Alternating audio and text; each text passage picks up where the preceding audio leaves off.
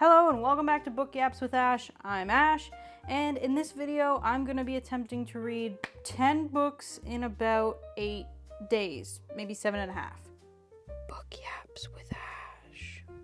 I am really excited because my book club, Your Cool Books Rule, not mine, I don't run it, I'm in it. We are doing a, what have they called it? The Great Novella Nightcap, something like that.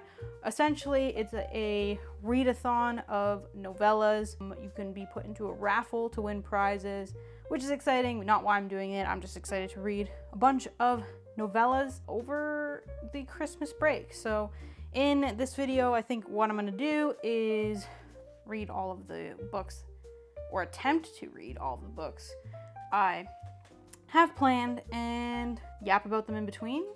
Potentially, maybe yap about them all at the end. I don't know. All I know is I'm filming this intro today. It's not even Christmas Eve yet when the event starts. It's actually only the 20th. I'm just excited. So these are the books I am planning on reading. I actually don't know a lot about most of them. They were just part of this bingo that was created for the book club, and I got most of them from the library, which is really exciting. So these are the ones I plan on reading. First one is A Christmas Carol by Charles Dickens, of course. I actually just saw Muppets Christmas Carol live with an orchestra, so the story will be familiar, but I've never read the book, so I'm pretty excited to, see what that is about. Next, I've got Passing by Nella Larson. I don't know much about this one at all, aside from it is a black woman who passes as white and is married to a racist white husband. So that sounds not good, like, for her. We'll see how that goes. This one's pretty teeny tiny, so we got that one. I'm very excited for this one. This is the sequel to A Psalm for the Wild-Built. It is A Prayer for the Crown-Shy. I read A Psalm for the Wild-Built in January of this year, and I loved it. I actually still think about it quite a bit. It has such a good message to it about purpose and life and whatever, but I'm not sure how the story continues, but looking forward to tackling that one. I've also got Sula by Toni Morrison. This one I've been eyeing for a couple of years now, to be honest. Just like Toni Morrison in general. This one and The Bluest Eye and Beloved are ones that I have kept debating reading, and so gonna tackle this one. Didn't even realize this was like technically a novella. I've also got Days at the Morisaki Bookshop. Know nothing about this at all. At all. I just, Japanese and a bookshop. So that one, and then this one I was gonna get from the library, but Beth actually brought it for me without asking, which was kind of crazy. What Moves the Dead by T. Kingfisher. This one's horror, I believe, horror fantasy. Again, I know nothing about this. So one of the ones on the bingo list was The Mist by Stephen King, which if you follow along with my videos, you know I already read not too long ago, and I do not want to read it again. I didn't like it that much.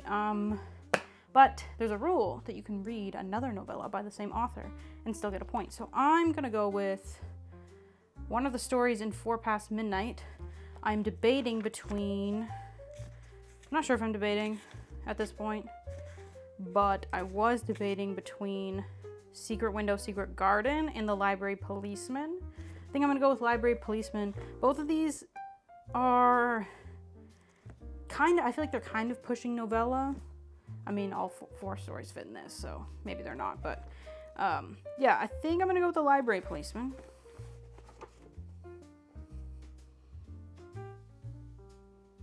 Showing the class. So that one, that's number 7. And then I've got a couple on my Kobo. I have borrowed the EPUB for We Have Always Lived in the Castle by Shirley Jackson. And a pretty easy one to cross off the list and hopefully get a line in my bingo. So that would be The Yellow Wallpaper, which I've already read twice at this point, but it's like a 20-minute read, real short story. I'd probably consider it a short story, but it's on the card, so I'm doing it. And then lastly, I'm really excited to get into Straight by Chuck Tingle. I don't know what it's about at all, but Bury Your Gaze was one of my favorite books I've read this year. I think that guy's a genius based on the one book I've read. But yeah, so those are the 10 books that I'm hoping to crush in 8-ish days over the holidays. I am not working and I'm not doing anything really. So looking forward to just reading, to be honest. This has been like the thing I'm been most excited about with my time off. So let's see how many I can truly actually read in this amount of time. Several days later. Okay, so it turns out the weird liminal space between Christmas and whenever we put all of our Christmas crap away is not when one, such as myself, wants to pop the camera on and record a video. It's a great time to get reading done, but I did not record as I finished these novellas. That's okay, because now I'm just going to rank them, okay? So this is what this video is now. It's ranking the novellas I read, and now you can find out if I actually read all 10. The answer is no. But I did read 9. I read 8 in the span of the readathon and finished the last one New Year's Day. Or no, yesterday, the 2nd. Yeah. So here's my ranking of those 10 novellas. Starting with number 10, We Have Always Lived in the Castle by Shirley Jackson, because I didn't read this one. It was the only one I didn't get to, and I don't feel like it. So maybe another time. So that's number 10. Number 9, I'm going with The Library Policeman from 4 Past Midnight. This one, it is aged itself. There's some dark themes that I don't think horror really focuses on anymore. I like the kind of modern horror. This one is old. It also kind of felt like a similar villain to It. Just there weren't fun kids in this story. So it was okay. It was still scary. It did take me like 3 days to read. I was going back and forth with this one and other ones.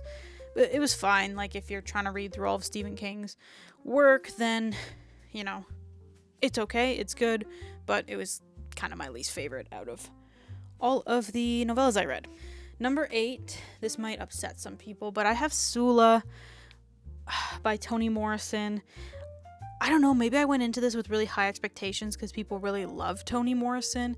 I felt like I just didn't really connect with the storytelling style. I felt like we were getting into something and then that ended, or I don't know, just the way that things were told.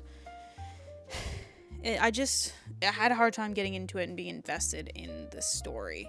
I do think her writing is very good and beautiful. I just, wasn't invested like I wanted to be in this story. I am still going to give, I think The Bluest Eye is one, or Beloved. I want to read both of those. I'm still going to give them a chance, but fuck. Sorry. Yeah, this one fell short for me. Next up is Passing by Nella Larson. This one was good. The audiobook was good. The ending was crazy. I didn't expect the ending to be what it was. Just a really interesting concept. It was written in like 1929, and still like holds up. It didn't feel like it was written a long time ago. It was scary in a way, being, the main character's friend is black but is passing as white and is married to a very racist white man. Yeah, I thought it was good. Number 6, and this one's weird because I really enjoyed reading this one, and I think I read it the fastest out of any of the novellas, but I'm still ranking it at 6, and that is Days at the Morisaki Bookshop.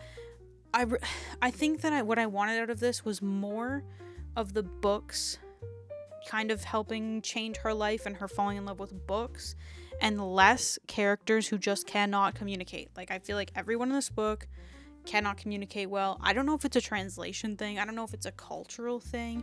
But there's just like a miscommunication trope, and it's my least favorite trope ever. And I also feel like the main character was a bit too hard on herself. Like, she was blaming herself for people not being able to communicate properly and for her not being able to catch on with what they're not telling her. And I don't think that's very fair. So, I don't know. Like, this is interesting because I liked reading it. I found it cozy, but that trope really gets me. That trope is not fun for me. Next up, we have The Yellow Wallpaper. This was my third time, I think, reading this book, if you want to call it. It's like 20 pages. Men are trash. This was creepy. The end. Number 4, we have Straight by Chuck Tingle. I really liked this book. It was such a good metaphor for allyship, and when our straight cis allies really want to peace out and not really do the hard thing. And it's basically, the beginning you feel like it's like the purge. Every year there is something called Saturation Day or Desaturation Day, depending on who is calling it what it is.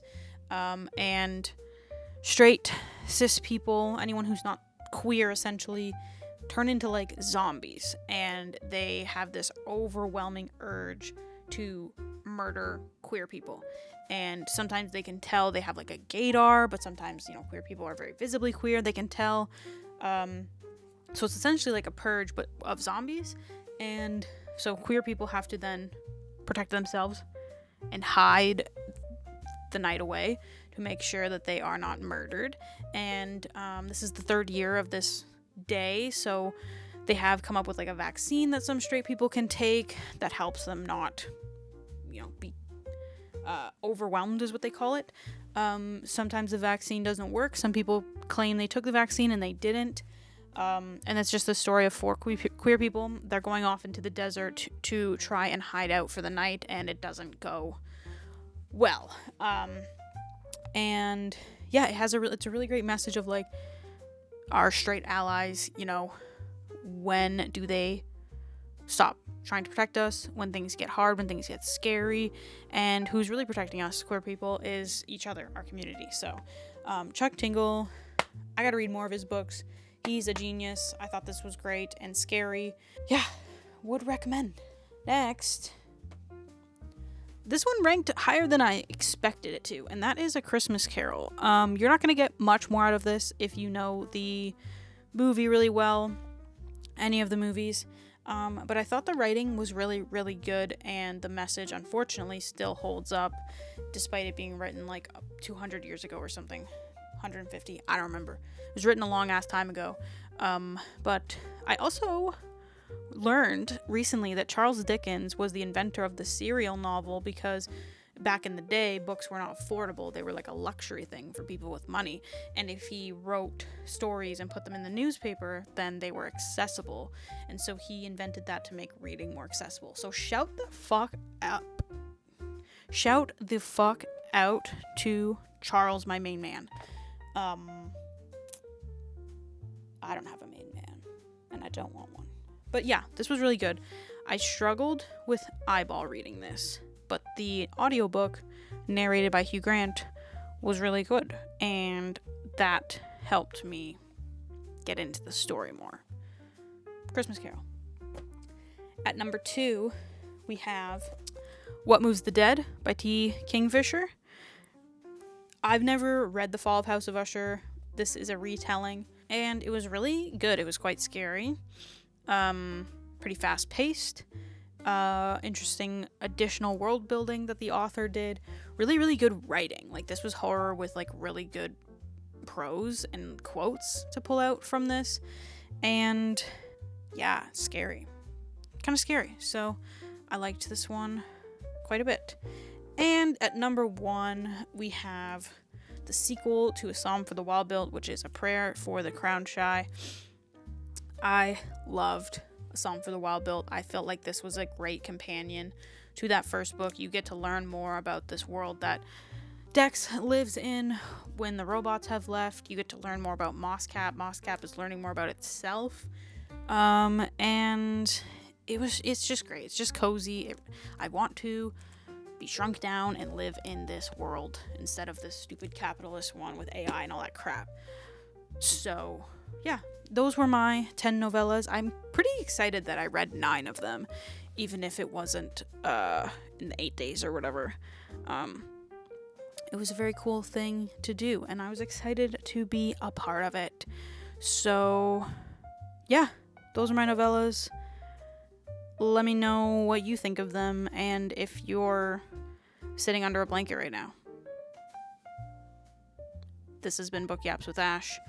I have been Ash and probably will continue to be. Bye.